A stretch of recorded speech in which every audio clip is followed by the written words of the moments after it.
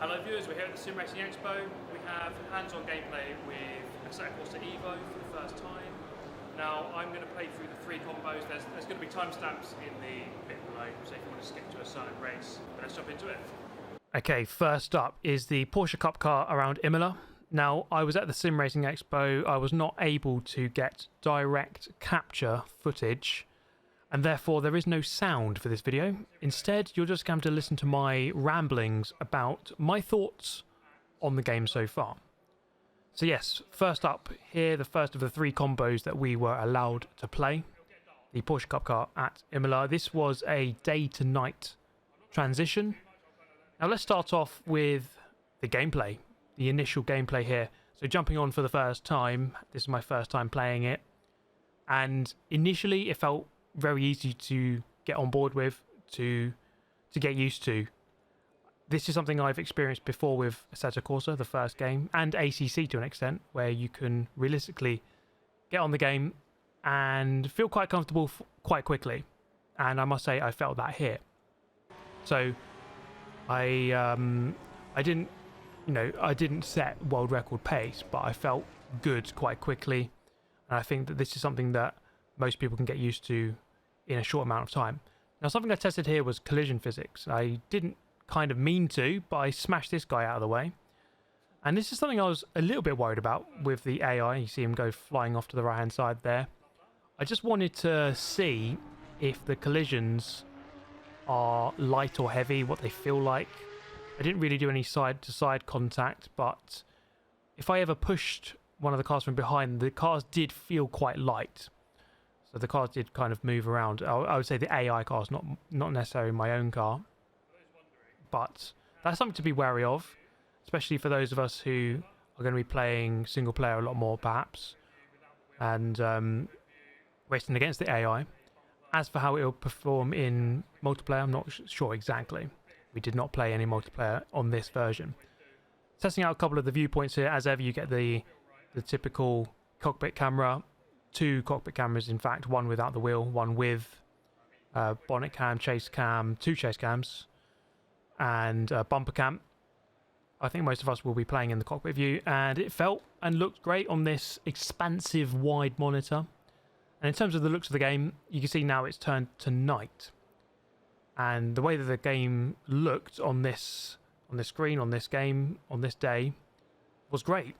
I'm not going to say it's sort of Gran Turismo 7 levels of graphics, but I think if you had a very good PC and you could optimize the settings, then I do think this is overall a good looking game, or more than good, a great looking game. And I think the way that was best shown was when I was up behind one of these other cars, and you can see like the reflection, the light reflecting off the mirrors. There is definitely a lot of detail there. Not perfect. I don't think it's a perfect looking sim, but I think it's good. It's very, very satisfying to look at. So I wouldn't say I have any complaints on that part, on that department. In terms of the gameplay, again, momentarily here, the curbs felt quite nice actually. Around this circuit you can ride quite a lot of the curbs, and I felt like I was able to do that fairly comfortably. Now I do think that, kind of like ACC I suppose, and Assetto Corsa, you're going to have to take quite a long time to get truly up to pace on this kind of game, but I think to get sort of to 90 to 95%, it felt good, and it didn't feel too hard to do so. The tyre model I quite enjoyed. It's hard to base too much information on only the three combinations that we were allowed to play here, but in this first race I felt comfortable. I enjoyed it. It was a good experience for my first ever go. The next race we could do was the Alpine at Mount Panorama in a very wet looking circuit. This one shows off the wet weather physics and how it's dynamic and how it changes, and how you need to look out especially for the puddles and aquaplaning. You're going to see that over the course of this stint I was not exactly perfect, so I was just trying to find really where the grip is and where it isn't. I would certainly say that it isn't on the curbs and on the white lines, as we'll see in a moment's time. But what I would say is that the ABS felt quite nice. I felt different pressures on the brake pedal responded differently. The car would respond differently to that. And the lines I was taking definitely mattered. The grip is not easy to find, but you can find it by looking at the different colours of the track. And I suppose over time you'll learn exactly where those are. This one was dynamic as well, so it did change slightly from lap to lap. Now coming through here into the chase, I didn't get this one right. And you see, once you're on this line on the grass slightly, you are basically a passenger going completely wide, and that is that. Now quickly, in terms of, how much of a sim is this? Normally I'm playing Gran Turismo. I wouldn't say it is a sim, but it's kind of entry level sim.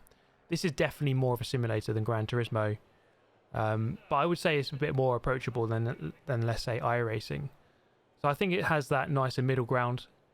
I do enjoy playing this. It is nice. I think you can just jump on and play it, kind of like you can on Gran Turismo. It feels a bit more approachable compared to iRacing in my mind. But it'd be interesting to see exactly what they do with multiplayer. We weren't able to play any multiplayer on this pre-alpha version of the game, so we don't really know too much about that. You see that just trying to test how this car feels on the straight and just causing a deliberate crash there. So kind of shows you how easy it is to lose control if you want to. Next up and finally, the Hyundai i30N at Brands Hatch. This is on a drying circuit, so you can see here again the difference in tarmac colour from sort of the darker grey to the lighter grey. And going over some curbs here, we're also going to see some penalty notices. I go wide on the exit of turn 1 a couple of times. Now, AC Evo is a game I'm definitely looking out for and looking forward to its release in January. We were only able to play 3 combinations here, so it's hard to get like super hyped up just yet. This is only basically a demo, so it's not too much to say just yet. But I think it's in a good place so far. I'm looking forward keenly to what they do with the multiplayer and how that is going to operate. And then, of course, what they're going to do with the single-player modes with the free roam. We don't have any gameplay of that here, but that's quite an interesting change, quite an interesting development. So is there hype for this? Yes, definitely. I think there's some hype for AC Evo. I don't want to get too ahead of myself because let's say Assetto Corsa rely quite heavily upon a lot of modding and that kind of thing. And I kind of suspect there's going to be a bit of a mix between Assetto Corsa and Assetto Corsa Competizione with respect to the way that it plays the cars and the tracks. It would be nice if it was kind of a mix, a hybrid between the two, in my opinion. The difference on this circuit, in this car, the front wheel drive, you can definitely feel the difference. The fact that the front end of the car is, pulling the car around the corners, and you do drive it accordingly. So it was definitely different than the Alpine in the wetter conditions, the way that you drive it. And I did notice the difference. I wouldn't say that this wheel was fully optimized for this. Half of it is kind of getting used to the game, half of it is getting used to the rig. So it's not always easy to give like a completely true opinion. If I was playing this on my home rig, I'm sure it would feel different and better optimized to what I like. But the overall feeling was that I was quite comfortable. You see here, lapping at Brands Hatch, a couple of laps went by, and I was actually really quite comfortable with pushing it to the limit, working out where the grip is, and it felt pretty good, I must say. So I did enjoy this game. I am going to be looking forward to it very much in a couple of months' time when it does release. So if you do have any questions, please do ask in the comments below, and I'll do my best to answer. This was just a quick look at Assetto Corsa EVO, giving my thoughts on it. Just a quick kind of going over of it, given that I had a hands-on experience with it. But yeah, hope you enjoyed the video, guys. Get yourself subscribed. We will get some Assetto Corsa EVO gameplay out when it releases in a couple of months' time. I shall see you next time. Goodbye.